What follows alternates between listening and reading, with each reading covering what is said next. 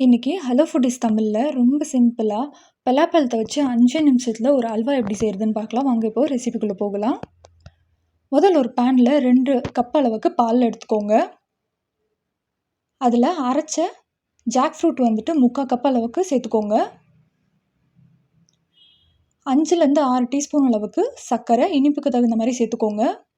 இப்போ இதை கேஸை பற்ற வைக்காமல் நல்லா மிக்ஸ் பண்ணி விடுங்க. எல்லாம் நல்லா இந்த மாதிரி கலந்து வரணும்.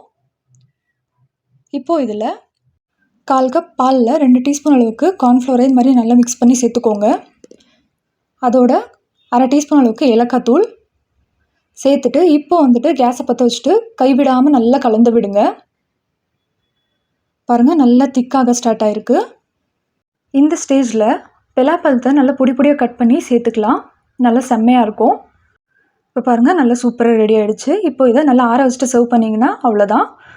இதை ட்ரை பண்ணி பார்த்துட்டு எப்படி இருந்ததுன்னு சொல்லுங்கள். மறக்காமல் நம்ம சேனலை சப்ஸ்கிரைப் பண்ணிவிடுங்க.